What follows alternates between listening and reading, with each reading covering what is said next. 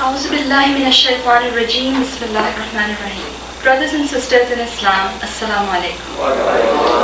Thank you.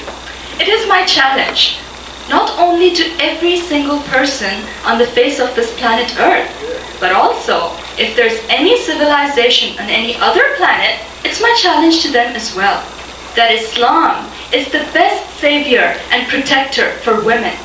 And I am saying this with all this confidence, not out of arrogance, but because I believe that Islam was revealed by Allah subhanahu wa ta'ala, the most just and merciful God, the God biased neither in favor of men or women. आज की video में हम जानेंगे आखिर कैसे एक America की education system से निकली हुई एक लड़की Brandeis university neuro science student अपनी तालीम पूरी करती है और दुनियावी और दीनी तालीम रखती है। एक लड़कियों के लिए आइडियल लड़की बनती है जो लड़कियों को वुमेन एम्पावरमेंट सिखाती है कि हिजाब आपको आपकी एजुकेशन से नहीं रोकता, आपको साइंटिस्ट बनने से नहीं रोकता, आपको कुछ भी बनने से नहीं रोकता। वो लड़की किस तरह एक वर्ल्ड की मोस्ट डेंजरस टेररिस्ट बन जाती है। आज की वीडियो में हम जानेंगे डॉक्टर आफिया सिद्दीकी के बारे में, एक नाम जो कई सालों से मीडिया की जीनत बना हुआ है, एक नाम जो सीक्रेट कंट्रोवर्सीज और कॉन्ट्रडिक्शंस में घिरा हुआ है। आज हम जानेंगे डॉक्टर आफिया सिद्दीकी की कहानी कि ज़िंदगी के मुख्तलिफ़ पहलुओं को, उनके केस के पीछे भी छुपे हुए कई राज़ों को और कई हकीकत को आपके सामने रखेंगे।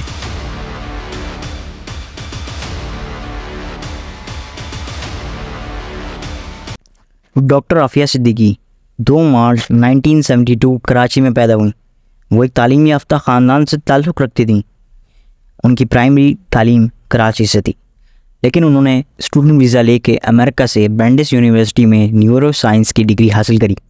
उसके बाद उन्होंने अमेरिका जाके अपनी तालीम मुकम्मल करने के बाद एक पाकिस्तानी डॉक्टर अमजद ख़ान से शादी कर ली, जिससे उनके 3 बच्चे थे। लेकिन कुछ अर्से बाद उनकी शादी ना चल सकी और उनका डाइवोर्स हो गया। और डाइवोर्स के बाद वो पाकिस्तान आ गई और वो अक्सर अपनी स्पीचेज़ में भी ये बात कहती थी कि अमेरिका जो अफ़गानिस्तान में कर रहा है वो गलत है। अमेरिका जो अफ़गानिस्तान में बेगुनाहों को मार रहा है वो गलत है। और वो अक्सर ये अपनी बात अपने लोगों को अपनी यूनिवर्सिटीज़ में अपने फ्रेंड्स के साथ शेयर करती थी कि मुसलमानों को एक होना पड़ेगा और अमेरिका जो कर रहा है वो गलत कर रहा है। अमेरिका मुसलमानों के साथ ज़्यादतियाँ कर रहा है, उनको बेगुनाहों को मार रहा है। इस बात को अपने जहन में रखिएगा। खैर 2003 मार्च में वो पाकिस्तान आ गई अपने 3 बच्चों के साथ। उसके कुछ वक्त के बाद वो गायब हो गई वहाँ से और उनके गायब होने की कहानियाँ मंजर आम पे आने लग गई। कुछ रिपोर्ट्स के मुताबिक उनको पाकिस्तानी एजेंसी ने पकड़कर अमेरिका के हवाले किया, जो कि बाद में परवेज़ मुशर्रफ ने ये चीज़ एक्सेप्ट करी, अपनी किताब में एक्सेप्ट किया कि हाँ मैंने पाकिस्तानी लोगों को पकड़ के अमेरिका के हवाले किया है। उनमें से एक नाम डॉक्टर आफिया का भी था और ये काम उन्होंने फ्री में नहीं किया उनके मुताबिक, और उन्होंने अपनी किताब में ये चीज़ एक्सेप्ट करी है कि हाँ मैंने इस काम के लिए लाखों डॉलर लिए और फ़ख्र से इस बात को शेयर किया। अमेरिकन एजेंसी डॉक्टर आफिया को अफ़गानिस्तान की मशहूर ज़माना जेल बगराम में रखती हैं। उनके ऊपर खूब टॉर्चर किया जाता है और ऐसा टॉर्चर कि जो मोज़म्बिक वहाँ पे रह रहे थे, वहाँ पे पहले से टॉर्चर हो रहे थे, जो गुआंटानामो बे के सर्वाइवल थे, वो अपनी किताब एनिमी कॉम्पार्टमेंट में बताते हैं कि वो चीखें एक पाकिस्तानी की थीं। वो उर्दू में चिल्लाती थी और वो चीखें हमें सोने नहीं देती थीं और वो चीखें रूह को दिला देने वाली चीखें थीं। Afia is of no value to the Americans. They would let her go tomorrow. वो अपनी किताब में ये बात एक्सेप्ट करते हैं। एक और बरतानवी सहाफ़ी योन रेडली ने अपने बयान में, अपने इंटरव्यू में ये बात, इस चीज़ का इंकशाफ किया कि हाँ बगनाम में डॉक्टर आफिया सिद्दीकी को रखा गया है।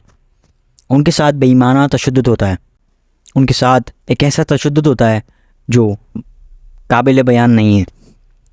ये ख़बर इस्लामाबाद में 7 जुलाई को पहुंच जाती है। उसके बाद जब पाकिस्तान से आवाम प्रोटेस्ट करती है तो अमेरिका को ये ड्रामा अपना एक्सपोज करना पड़ जाता है और वो फिर एक नया ड्रामा क्रिएट करती है। उसके बाद डॉक्टर आफिया को अमेरिकन एजेंसी मंजर आम पे लाती है। 2008 में अफ़गानिस्तान के शहर गजनी से डॉक्टर आफिया को गिरफ़्तार किया गया। उन पर इल्ज़ाम लगाया कि अमेरिकन सोल्जर पर अटैक करने की प्लानिंग कर रही थी। अमेरिका ने उन्हें टेररिज्म के चार्जेस पर न्यूयॉर्क लाया गया, जहां उनका ट्रायल हुआ। उनका ट्रायल 2010 में हुआ, जहां उन पर अमेरिकन सोल्जर पर FBI एजेंट पर जो गोली चलाने का इल्ज़ाम साबित हुआ।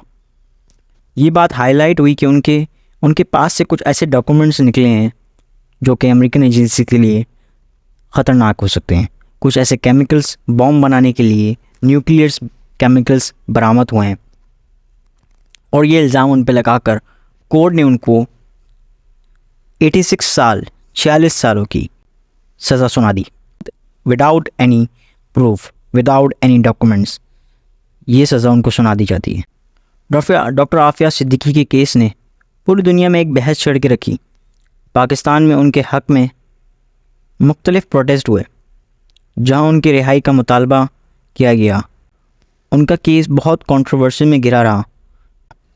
कुछ लोगों ने उसे अमेरिकन जस्टिस का गलत इस्तेमाल करार दिया। जैसे कि हमें पता है अमेरिकन एजेंसीज आए दिन ये करती रहती है, तो उसने डॉक्टर आफिया के साथ भी यही करा। लेकिन हैरत की बात यह है कि पाकिस्तान में से किसी गवर्नमेंट अथॉरिटीज़ ने डॉक्टर आफिया को छुड़ाने के लिए कोई मेहनत नहीं करी, कोई आवाज़, कोई केस नहीं उठाया, सिवाय एक जमात ने। भी गया था अमेरिका ज़ाती खर्च पर। अब मैं मार्च के आखिर में फिर अमेरिका जा रहा हूँ डॉक्टर आफिया के से मुलाकात के लिए, और उनका पूरा प्रोसेस जो है वो चल। जमात इस्लामी ने, उसके सेनेटर मुश्ताक अहमद ने 2023 में डॉक्टर आफिया सिद्दीकी की बहन को लेकर गए अमेरिका, और वहाँ एक NGO का वकील जो इनोसेंट कैदियों के लिए वर्क करती है, ऐसी ऑर्गेनाइजेशन से कांटेक्ट करके डॉक्टर आफिया सिद्दीकी की बहन से मिलवाया गया। डॉक्टर आफिया सिद्दीकी की बहन अपने एक इंटरव्यू में बताती हैं कि सामने के दांत उनके टूटे हुए थे और वो बहुत बुरी हालत में थी। उन्होंने ये भी बताया कि उनके साथ सिक्योरिटी गार्ड्स ने कई बार रेप भी किया, और उनको कुरान नहीं पढ़ने दिया जाता, उनको इबादत नहीं करनी दी जाती, उनको हर वक्त मारा पीटा जाता है, और उनको एक टाइम का खाना दिया जाता है। और उनकी बहन डर के मारे, जब उन्होंने डॉक्टर आफिया ने अपनी अम्मी का पूछा, तो उनकी बहन उनको ये बात बता नहीं सकी कि उनकी वालदा अब हयात नहीं है, अब ज़िंदा नहीं है। तो याद होगा कहानी के शुरू में मैंने एक बात करी थी कि उनका डिवोर्स हुआ। उनका डिवोर्स अमजद ख़ान से क्यों हुआ था?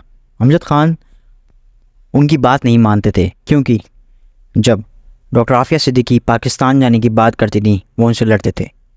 डॉक्टर आफिया सिद्दीकी जब अफ़गानिस्तान के बहन भाइयों पर जब जुल्म होता था उसके लिए आवाज़ उठाने की बात करती थी तो वो लड़ते थे। इस बिना पे उनकी डिवोर्स हो गई। उसके बाद अमेरिकन एजेंसीज़ का नुमाइंदा बन के डॉक्टर आफिया सिद्दीकी के एक्स शौहर अमजद ख़ान ने ये कोर्ट में बयान भी दिया था कि हाँ, डॉक्टर आफिया सिद्दीकी एक टेररिज्म माइंडसेट रखती हैं। डॉक्टर आफिया सिद्दीकी एक टेररिज्म ऑर्गेनाइजेशन से ताल्लुक़ भी रखती हैं, और वो बॉम्ब बनाने के सामान भी ख़रीदते हैं और बॉम्ब बनाने की प्लानिंग भी करती हैं, एक न्यूक्लियर बॉम्ब जिसे हम कहते हैं। तो ये किरदार था डॉक्टर अमजद ख़ान का, एक विलन का।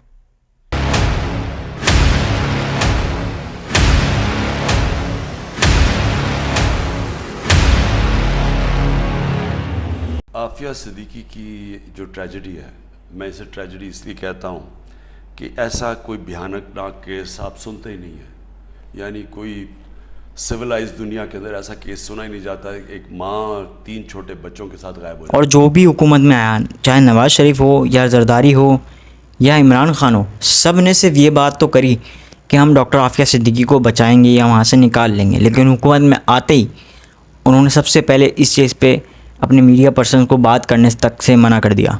इमरान ख़ान ने भी जब UN में गए तो उन्होंने भी अपने प्रेस रिपोर्टर्स को ख़ास तौर पे ये बात कही थी कि डॉक्टर आफिया सिद्दीकी के हवाले से कोई बात नहीं करना। तो हमारे पॉलिटिशियन जब डॉलर्स के लिए इतने बिक चुके हैं तो हम किससे क्या उम्मीद लगाएंगे? साहबा के जो 2 बच्चे हैं वो किस तरह रिकवर हुए, और तीसरे बच्चे के बारे में आपके पास क्या मालूमात है? अहमद और मरियम, ये दोनों उस वक्त आए थे जब वज़ीर दाखिला रहमान मलिक साहब थे, और रहमान मलिक मरहूम अल्लाह उनकी मग़फ़िरत फरमाए, उन्होंने इसमें काफ़ी पर्सनल इंटरेस्ट लिया, और इन दोनों को हमारे पास माशाल्लाह इस वक्त अहमद डॉक्टर बन गया है, और वो डॉक्टर अहमद है, और